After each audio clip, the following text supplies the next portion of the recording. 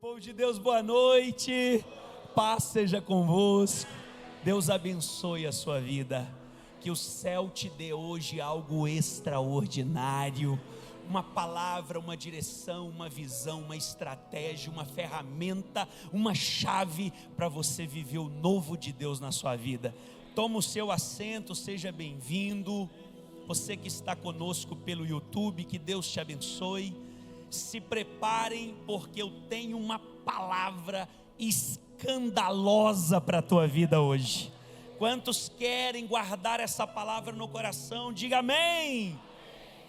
Vamos lá, Evangelho de João, capítulo de número 16.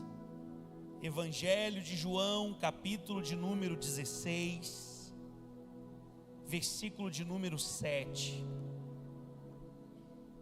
Essas palavras que nós vamos ler agora, quem as mencionou foi o nosso Senhor Jesus Cristo. Então, vamos dar máxima atenção a elas. O texto sagrado diz assim: todavia, digo-vos a verdade, que vos convém que eu vá. Jesus está dizendo, eu preciso ir para o céu, vos convém que eu vá, porque se eu não for, o Consolador, o Espírito Santo, não virá a vós, mas quando eu for, vô-lo enviarei. Olhe para cá, Jesus está dizendo, eu preciso voltar para o céu. Ele estava dizendo aos discípulos, eu preciso ir, porque se eu não for, ele não vem. Mas quando eu for, eu vou enviar o Espírito Santo. Vou dizer de novo, quando eu for, eu vou enviar o Espírito Santo. E nós sabemos que ele foi, então o Espírito foi enviado. Versículos 8 agora. E quando ele vier, quando ele chegar, convencerá. Vamos dizer essa palavra todo mundo junto? Convencerá. Mais uma vez, convencerá. E quando ele vier, convencerá o mundo do pecado e da justiça e do juízo. São três coisas. Vamos ler todos juntos, 1, 2, 3 e... do pecado, da justiça e do juízo. Só mais uma vez, vamos lá.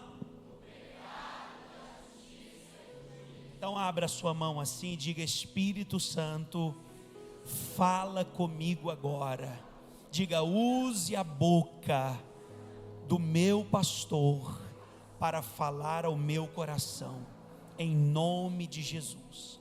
Olhe para cá, olhe para cá, levante a sua cabeça. Antes de começar aqui, eu quero te lembrar de uma história da Bíblia. Muitos aqui vão se lembrar e outros vão saber pela primeira vez. A Bíblia conta a história de um homem chamado Naamã. Naamã era o nome dele. Naamã, ele era general, o comandante-mor das forças armadas da Síria. Naamã é descrito pela Bíblia Sagrada como herói de guerra, amigo do rei, homem de confiança do rei da Síria. Só que a Bíblia também fala que ele era leproso. Naamã era tudo isso que você acabou de ouvir, mas ele tinha lepra. Ele tinha o quê? Ele tinha lepra. Um dia, Naamã chega em casa e a sua esposa o procura para uma conversa, dizendo o seguinte: Naamã, a menina que trabalha aqui em casa, que serve aqui em casa, você sabe que ela é judia, ela é de Israel. E ela veio dizer para mim que se você procurar o profeta dela, ele pode curar você da lepra. Imagine um homem leproso. Quem é que não quer ser curado de uma doença tão terrível como a lepra?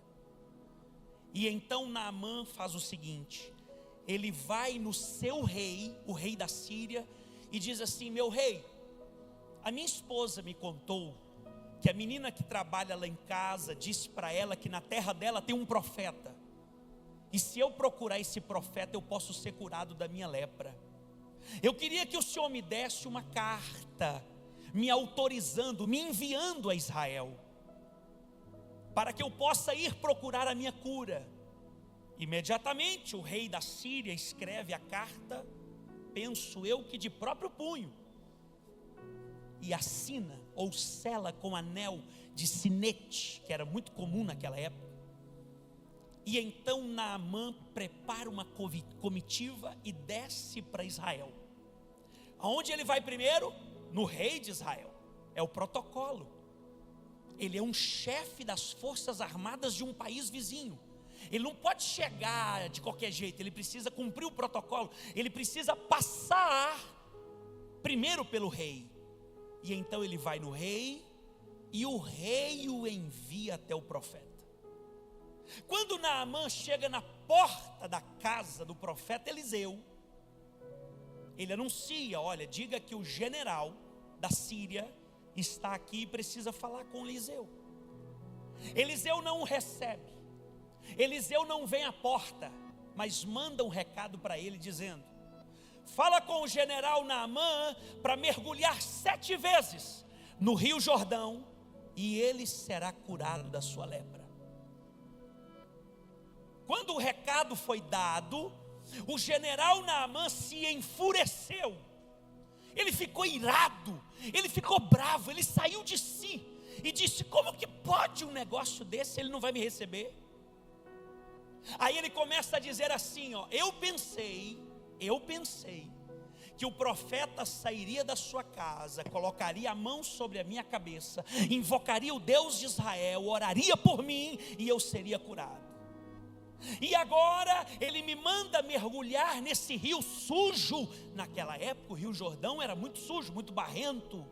Ele diz assim, ele pede para eu mergulhar nesse rio sujo, se lá na minha terra, em Damasco, tem 2 rios maravilhosos, limpos, de águas cristalinas, o Abana e o Farfar. É claro que eu não vou fazer isso. E então, cheio de razão, cheio de argumentos, ele monta no seu cavalo, vira o cavalo de volta para a Síria, e ele diz assim: eu vou me embora, leproso, eu vou me embora. Deixa eu dizer algo com você. Hoje o Espírito Santo falou assim comigo, ó. Normalmente leprosos são leprosos porque são cheios de argumentos e de razões. Vou falar bem devagar para você entender. Normalmente leprosos, e eu não estou falando de lepra física, eu estou falando de gente que é leproso na vida. Eu estou falando de gente que tudo dá errado para eles na vida. Eles são leprosos porque a lepra representa uma maldição. Eles são amaldiçoados porque eles são muito bons em argumentos, e eles sempre têm razão. Normalmente quem é muito bom em argumentos e gosta de ter razão, não dá conta de seguir a instrução de Deus. Vou repetir. Normalmente quem é cheio de razão e gosta muito de argumentar as coisas, não dá conta de seguir a direção de Deus.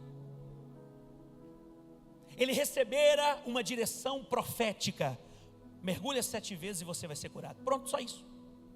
Mas ele, cheio de argumentos e de razões, monta no cavalo leproso e vira a cara de volta para a Síria. Quando ele está para arrancar, para ir embora, um soldado, a menor patente, um servo, o menor, que foi na comitiva, olha nos olhos dele, de baixo para cima, e diz assim: meu pai, meu senhor, o profeta te pediu uma coisa tão simples, ele te pediu uma coisa tão pequena, foi tão sutil, foi tão... vai lá e mergulha, o que o senhor tem a perder? E as palavras de um soldado, as palavras de um garoto, convenceram o grande general sírio Naamã. As palavras de um garoto quebraram os argumentos, destruiu a razão, o orgulho, a prepotência, a arrogância de Naamã, e aquele homem leproso que estava pronto para ir embora leproso, olhou para aquele servo e disse assim: você está certo, vou lá. Aí ele vai no Rio Jordão, e na cabeça dele ele está imaginando 2 rios, Abana e Farfar, Damasco, rios lindos. Ele chega no Jordão, água barrenta. Primeiro pulo. Segundo pulo, leproso. Terceiro pulo, quarto, quinto, sexto, sétimo mergulho. A pele dele sai como a pele de uma criança, lavado, curado, restaurado pelo poder de Deus e pelo poder de uma instrução profética. Olhe para cá, levante a sua cabeça. Esse homem foi convencido por um garoto,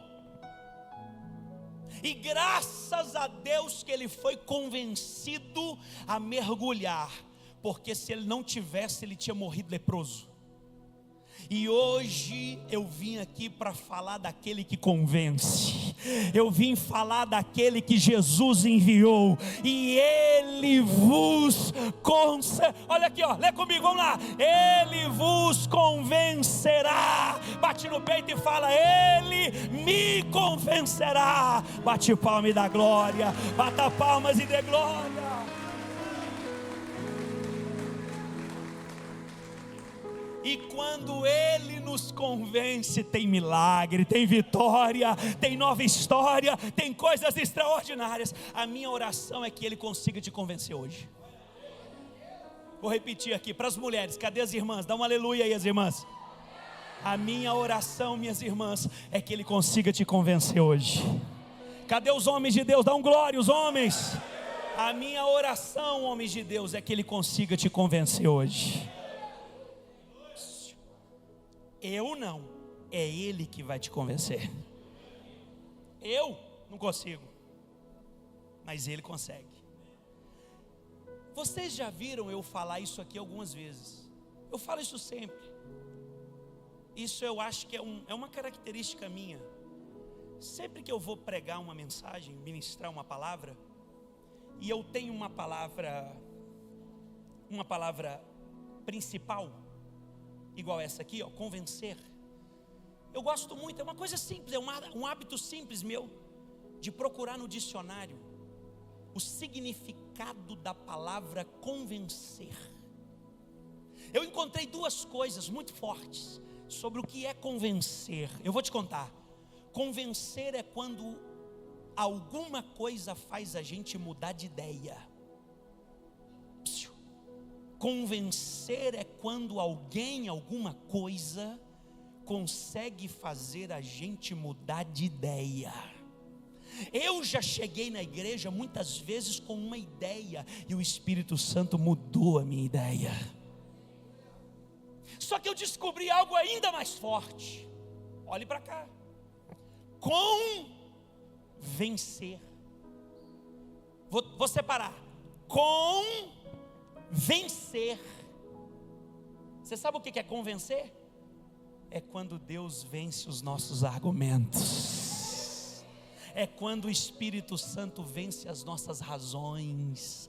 É quando o Espírito Santo vence as nossas falas, as nossas ideias. E eu vou te dar uma boa notícia: se Deus vencer, você venceu. Se Deus vencer, você está curado. Se Deus vencer, você está livre. Se Deus vencer, a vitória é sua.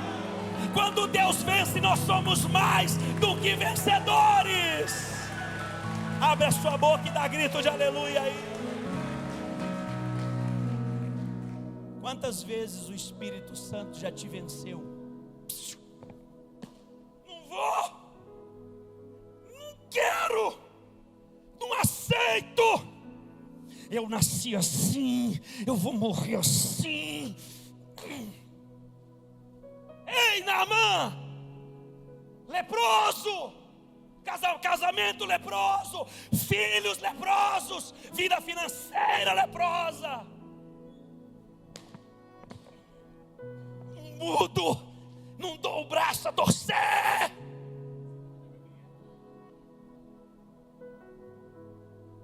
Você não está percebendo, Naamã, que tu está montando nesse cavalo e tu vai embora do lugar do teu milagre, toda vez leproso, porque você não deixa Deus te convencer?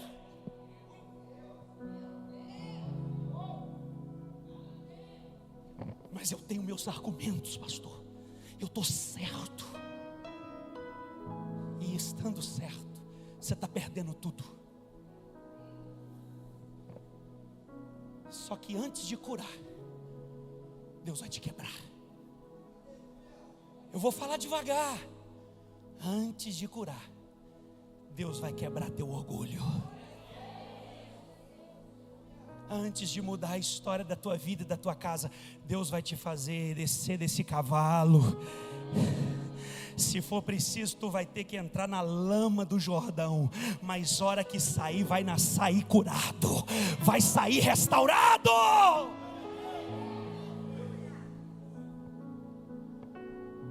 Quem é que tem vencido as quedas de braço? Você ou o Espírito Santo? É Ele que faz você mudar de ideia, ou é você que está tentando mudar a cabeça de Deus? Deus fala contigo, é por aqui, e você reluta, não, eu vou por ali, vou fazer do meu jeito. Jesus disse, eu preciso ir, porque se eu não for, aquele que convence não vem. Eu preciso ir para o céu, porque se eu não for, o Espírito de Deus não vem. E sabemos que o nosso Senhor subiu aos céus e hoje está assentado à direita de Deus Pai Todo-Poderoso, e é o intercessor, o advogado, o sumo sacerdote da igreja. E o Espírito Santo chegou. Agora escuta que eu vou começar a pregar. Pastor Rodrigo, ele vai nos convencer de quê? Onde que o Espírito Santo trabalha? O que que ele fala comigo e com você?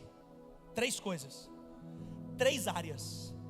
Quando o Espírito Santo chegar aqui, indiscutivelmente, a primeira coisa que ele vai trabalhar na minha e na sua vida é a questão do pecado. E ele vos convencerá do pecado, da justiça e do juízo.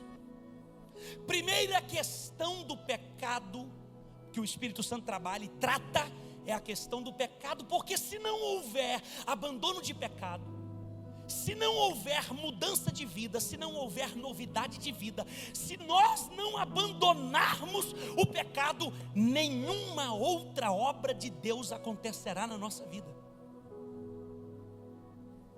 Por isso que a primeira, olhe para cá, a primeira mensagem que Jesus pregou na terra foi: arrependei-vos, porque é chegado o reino de Deus.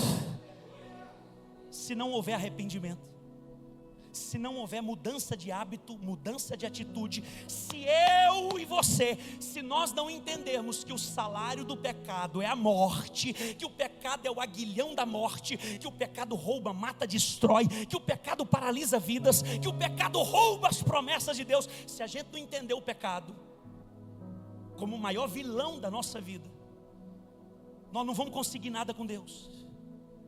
Como é que é o nome dele? É Espírito. Ele não mistura com o pecado, nele não há sujeira, ele é puro, ele é santo. Ei, abra os seus ouvidos para ouvir o Espírito Santo falar com você. Deus te trouxe aqui hoje porque Ele quer te mostrar que o pecado está destruindo a vida das pessoas. O pecado é aquilo que Deus desagrada, o pecado é aquilo que a palavra condena, o pecado é aquilo que entristece Deus, o pecado é aquilo que viola os mandamentos, o pecado é aquilo que quebra os princípios de Deus na nossa vida. E quando nós temos um encontro com o Espírito Santo, quando a gente passa a ouvir o Espírito Santo, a primeira coisa que ele nos convence é sobre o pecado. Eu vou te provar. O profeta Isaías estava dentro da igreja, dentro do templo. Ele deve ter ido lá para o culto, alguma coisa assim. E naquele dia a glória de Deus encheu o templo, a ponto das paredes balançarem. A glória de Deus encheu a casa. Isaías caiu de joelho. Sabe qual foi a primeira palavra dele? Ai de mim, ai de mim. Os meus olhos viram o rei, eu vou morrer. Ei, mas por que, Isaías, que você está falando que vai morrer? Porque quando eu recebo, quando eu tenho um encontro com a glória de Deus, com o Espírito de Deus, a primeira coisa que eu entendo é que eu sou pecador. Isaías vira e fala assim, ó: ai de mim, eu vou morrer. Os meus olhos viram o rei. Por que, Isaías, que você vai morrer? Porque eu sou um homem de lábios impuros. Eu sou mentiroso, eu sou fofoqueiro, eu falo da vida dos outros, eu converso fiado. E para piorar tudo, eu habito no meio de um povo de impuros lábios. As minhas companhias têm as mesmas práticas que eu vou morrer. Isaías viu o pecado. Olhe para cá. Esses dias eu estava com os pastores da nossa região e eu disse para eles assim: sabe qual que é o modelo de igreja ideal? O modelo de igreja ideal é: vinde a mim. Olhe para cá, vinde, pode vir todo mundo. A igreja aceita todos, mas a igreja não aceita tudo. Vou repetir: a igreja tem que aceitar todos, mas a igreja não pode aceitar tudo. É assim, ó: vinde a mim. Está cansado? Está sobrecarregado? Pode vir. Só que depois que vem, é ai de mim. A gente vê o pecado e tem mudança de vida. Então fala comigo: vinde a mim, ai de mim. E depois do ai de mim tem o envia-me a mim. Senhor, pode me enviar, pode usar a minha vida, que agora eu quero te servir. Tem alguém para dar glória aí?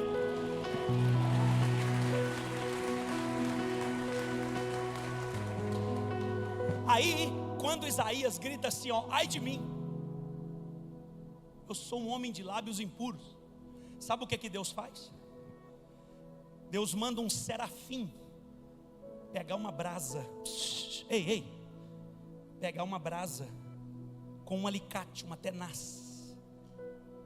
No pé do altar de Deus tem brasas vivas. Só que o que mais me chama a atenção, sabe o que é? Serafim significa ser de fogo. Por que um ser de fogo com 6 asas? 6 asas. Um ser de fogo tem que pegar a brasa de Deus com um alicate. Fogo com fogo. Não precisava, né? É porque a brasa do altar de Deus é tão poderosa, é tão gloriosa, que mesmo seres de fogo não conseguem tocá-las. Olhe, o serafim então toca, pega com a tenaz, um alicate, a brasa, e o serafim desce na terra. Quando o serafim chega na terra, ele toca na boca de Isaías e diz: o teu pecado está purificado. O problema é o pecado, irmão. O teu pecado está purificado. E dali em diante ele se torna o profeta messiânico. Pastor, o que é isso? O homem que mais falou de Jesus centenas de anos antes do nosso Senhor vir à terra. Ele já falava profeticamente de Jesus.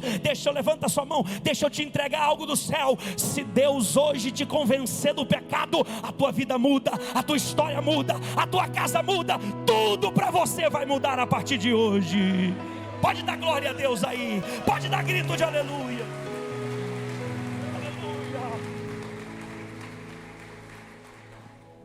Aleluia. Ei, você acha que isso só aconteceu no Antigo Testamento? Então vem cá. Deus pega um homem, ele diz assim: eu não sei se no corpo ou fora do corpo, mas Deus pegou esse homem, é Paulo, o apóstolo Paulo, e o levou ao terceiro céu. e mostrou a ele coisas inefáveis. O que é isso, pastor? Inefáveis, que não são lícitas serem mencionadas. Paulo viu coisas tão grandes no céu que ele não pôde contar quando voltou para a terra. Só que quando ele vai no céu, olhe para mim, quando ele vai no céu e volta, sabe qual que é a cabeça dele? Miserável homem que sou, quem me livrará do corpo dessa morte? O bem que eu quero eu não faço, mas o mal que eu não quero, esse eu faço. E dos pecadores eu sou o principal. Toda pessoa que tem um encontro real com o Espírito Santo, a primeira coisa que ela entende é que ela é pecadora. E toda pessoa que sabe que é pecadora, ela precisa de um Salvador. É por isso que a gente ama tanto Jesus, é porque Ele nos salva do nosso pecado. Olhe para cá, coloque no telão, por favor, 1 João capítulo 1. Deixa eu te mostrar algo. 1 João capítulo 1. Se dissermos que não temos pecado, enganamo-nos a nós mesmos. Se eu achar que eu não sou pecador, eu estou enganando a mim mesmo, e não há verdade em nós. Diga comigo só aquela frase de baixo, vamos lá?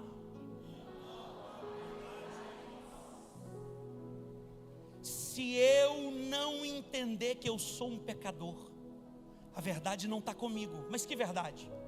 Jesus disse: eu sou o caminho. Olhe para cá, se eu disser que não tenho pecado, Jesus não está comigo.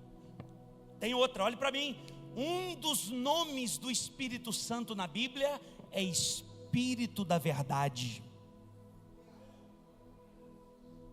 Então, quando uma pessoa não reconhece que ela é pecadora, que ela precisa ser curada, lavada, restaurada, remida, que Jesus morreu na cruz por nós, a verdade, Jesus, o Espírito Santo, Deus não está na vida dessa pessoa. Qual que é a obra do Espírito Santo em nós? Convencer do pecado. Você quer ver uma coisa? Eu vou resumir aqui, ó, essa palavra, vou resumir. Quanto mais perto eu estou de Deus, maior eu vejo as minhas falhas, mais evidentes são as minhas falhas, a minha carência. Quanto mais perto de Deus, pior eu me vejo. Quanto mais longe de Deus eu estou, mais soberbo eu fico, mais prepotente eu fico, mais altivo eu fico. Por quê? Porque não tem uma luz me mostrando a minha sujeira, não tem uma luz, a luz de Deus, não tem uma voz me convencendo do meu pecado. Então, por que, olhe para cá, por que Deus resiste o soberbo? Porque o soberbo, ele decidiu não ouvir a voz do Espírito Santo. O soberbo é aquela pessoa que disse: não, eu tenho razão, eu tenho argumento, eu sou bom, eu não preciso de ninguém. Quem que é humilde? Eu sou tão falho, eu preciso de Deus, eu preciso dos meus irmãos. Por isso que a Bíblia fala que Deus concede graça aos humildes. Tem alguém comigo aqui? Diga aleluia. Olhe para mim, olhe para mim. Qual que é a segunda coisa que o Espírito Santo convence? Fala comigo, da justiça. Bem forte, da justiça. Quando Ele vier, Ele vos convencerá do pecado e da justiça. O que é convencer da justiça? Olhe para cá. Jesus está com 30 anos de idade. Quantos anos? 30 anos de idade. Aí ele vai lá no Rio Jordão. Quem é que está batizando nas águas lá no Rio Jordão? João? Quando ele chega e entra na fila do batismo, João Batista olha para ele e diz assim: eu é que tenho que ser batizado pelo Senhor, e o Senhor vem a mim? Eu não sou digno de desatar suas sandálias. Jesus disse: deixa por enquanto, porque me convém cumprir toda a justiça de Deus. Jesus não precisava ser batizado das águas. Pergunte-me por quê? Ele não tinha pecado. Batismo nas águas é pecador. Se ele não tinha pecado, por que ele foi? João Batista estava certo. O Senhor é que tem que me batizar com o Espírito Santo, e o Senhor vem a mim. Aí Jesus: não, João, eu estou aqui para cumprir a justiça. Eu estou aqui para fazer a vontade do Pai. Eu estou aqui para obedecer a palavra de Deus. Eu estou aqui porque eu não faço o que eu quero, eu faço o que Ele quer. Quando o Espírito Santo fala conosco, Ele nos convence do pecado e Ele nos convence em obedecer. Ele nos convence em fazermos a vontade do Pai. A justiça é a vontade do Pai, é a palavra, é o princípio da palavra. Ah, pastor, tem muita coisa que eu não pratico. Por quê? O Espírito Santo deve estar falando com você há muito tempo. O Espírito Santo, ele com certeza está tentando te convencer da justiça. Mas por que eu preciso ser convencido da justiça? Para você se tornar um justo. Porque no reino dos céus, os injustos não entrarão. Os injustos não herdarão o reino de Deus. E outra vez vereis a diferença entre o justo e o injusto. Se eu não me tornar um justo, e justo é aquele que pratica a justiça, e para praticar a justiça eu preciso ser convencido dela. Para praticar a justiça, eu tenho que ouvir a voz do Espírito Santo. O Espírito Santo tem que falar comigo: Rodrigo, Deus quer isso de você.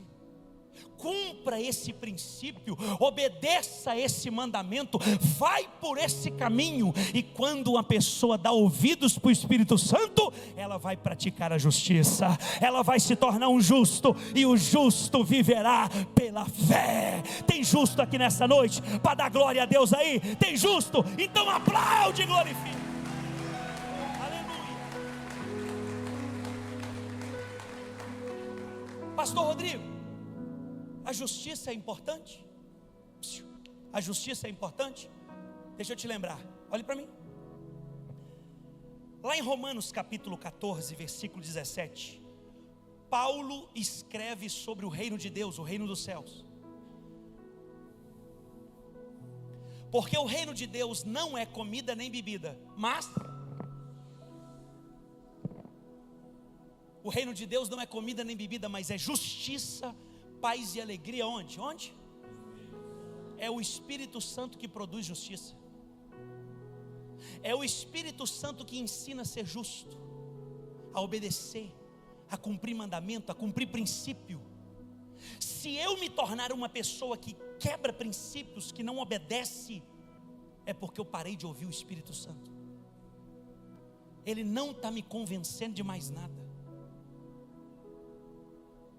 Agora, segura essa. Vai lá em Mateus 6,33 para mim.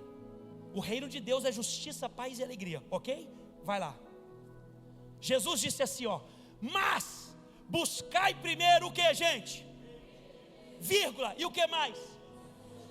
Não, vamos ler de novo. Mas buscai primeiro o que?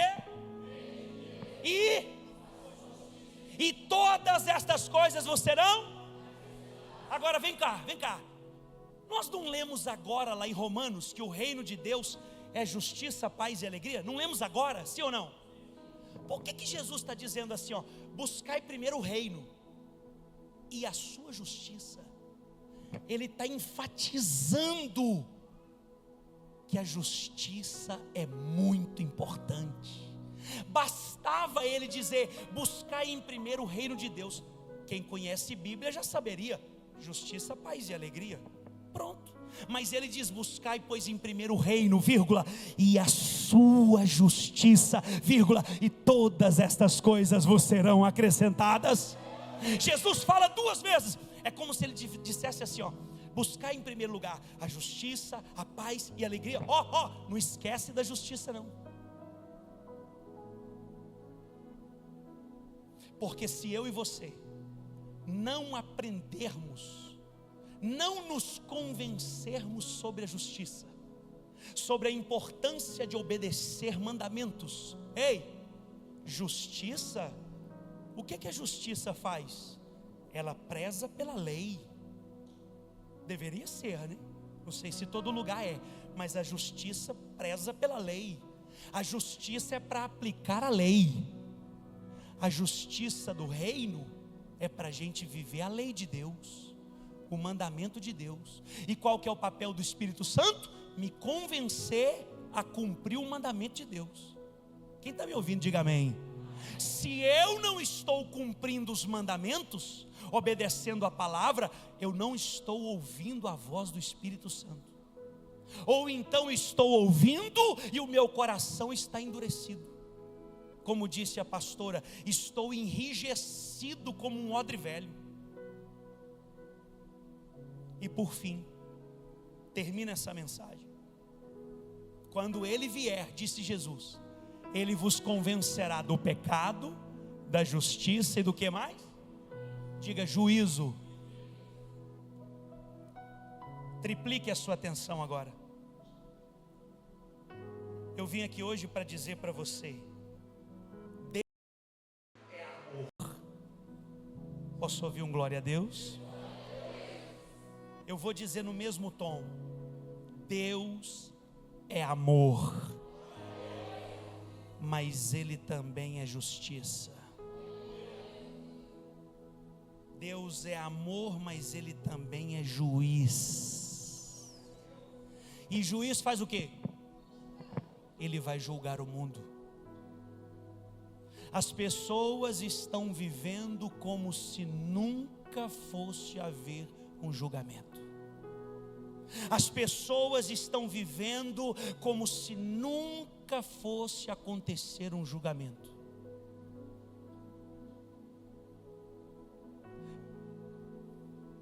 Apocalipse 20, versículo 11. Se prepara para ler comigo isso aqui. Se prepara. E vi um grande trono branco, e o que estava sentado sobre ele, de cuja presença fugiu a terra e o céu, e não se achou lugar para eles. 12. E vi os mortos, pequenos e grandes. Não vai ter distinção para ninguém. E vi os mortos, pequenos e grandes, que estavam diante de Deus, e abriram-se os livros. Presta atenção que está no plural. E abriram-se os livros, e abriu-se outro livro, singular. Primeiro, livros. Segundo, livro. Então são duas coisas diferentes: livros e livro. E abriu-se outro livro, que é o da vida, e os mortos foram. Como é que é? Fala bem alto, eu não estou ouvindo. Os mortos foram pelas coisas que estavam escritas nos livros, segundo as suas. Olhe para mim. O que você vai ouvir aqui agora, talvez você nunca ouviu. Alguns sim, outros não. Tudo que você fala, eu, nós, qualquer pessoa no mundo, tudo que a gente fala, lá no céu tem um anjo que anota no livro. Cada pessoa tem um livro. São o livro das obras. Tudo que a gente faz é anotado no livro. Domingo, hoje é que dia do mês? Dia 23 de fevereiro, 8 horas da manhã, levantou, tomou café, fez uma ligação, falou isso e isso. 9h30 saiu de casa, foi para o lugar tal, lá estava a pessoa, está tudo anotado. tudo que a gente fala e faz, tudo anotado. Por quê, pastor? Porque um dia Deus vai julgar toda a humanidade de acordo com o que está escrito nos livros. Aqueles livros para o pessoal aí do direito é o processo que consta todas as provas. Tem imagem? Não sei. Vai ter foto? Não sei. Vai ter vídeo? Não sei. Eu lembro quando eu me converti, eu escutei um pregador dizendo assim, ó, Deus vai colocar um telão e vai mostrar a tua vida. Não sei se vai ser assim, quem sabe? Não sei, mas que está escrito, está. Não sei se vai ter foto ou vídeo, mas que está escrito, está. E vai ser incontestável. Um por um será julgado pelas obras, por tudo que está escrito nos livros. 13. 13. E deu o mar os mortos que nele havia. Todo mundo que morreu no mar, o mar teve que devolver os mortos para o julgamento. A morte e o inferno deram os mortos que nele havia. Você sabia que o inferno não é o fim? O inferno é o penúltimo estágio de sofrimento da alma do ser humano sem Deus. O último estágio se chama lago de fogo e enxofre. No dia desse julgamento, o mar entregou os mortos, a morte entregou os mortos, o inferno entregou os mortos. A morte e o inferno deram os mortos que neles havia. E foram o que, gente? Cada um segundo.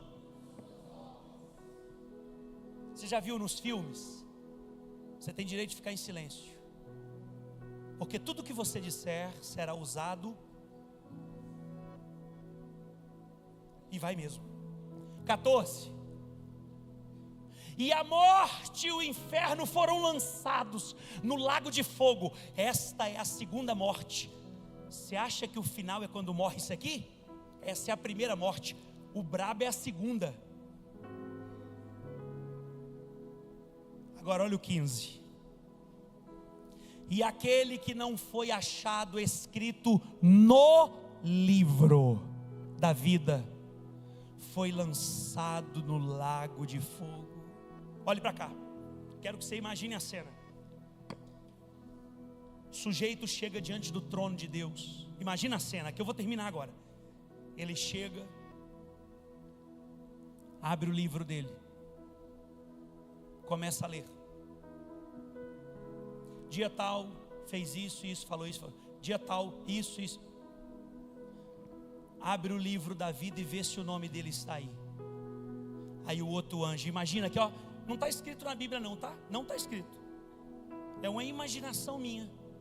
Isso aqui é uma coisa minha. Talvez eu não deveria nem falar isso, mas eu imagino o livro da vida, um grande livro dourado, milhares, milhões de nomes escritos. E o anjo começa a procurar. Na letra R, Rodrigo, João, Maria, Antônio, Daniel, Pedro, Tiago. Não tem. A ordem vai ser essa: lança ele então no lago de fogo. Onde está a morte, o inferno, o diabo e seus demônios? Você percebeu que são livros das obras e percebeu que tem o livro da vida. O livro da vida é quando a gente entrega a vida para Jesus, confessa Ele como Senhor e Salvador da nossa vida. O sangue dele nos purifica de todo o pecado. Agora escuta o que acontece quando uma pessoa entrega a vida para Jesus. O nome dela é escrito no livro da vida, e aquele livro que constava todos os pecados é lançado no mar do esquecimento. Levanta a mão para receber. É por isso que a Bíblia diz: não há condenação para aqueles que estão em Cristo Jesus. Bate palma e dá glória.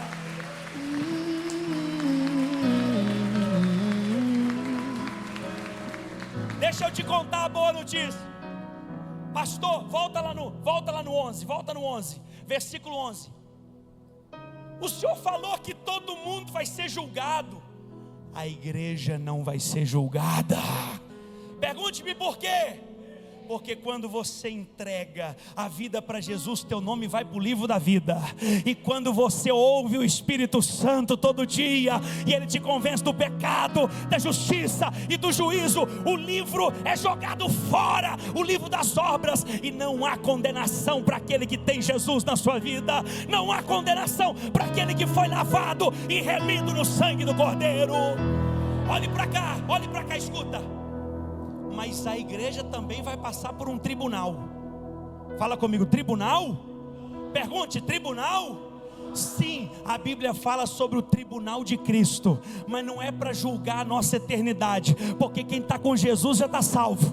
O tribunal de Jesus, de Cristo, é para nos dar o galardão para a vida eterna, é para nos dar a recompensa das nossas obras. Aplaude e glorifica, fica de pé, povo de Deus.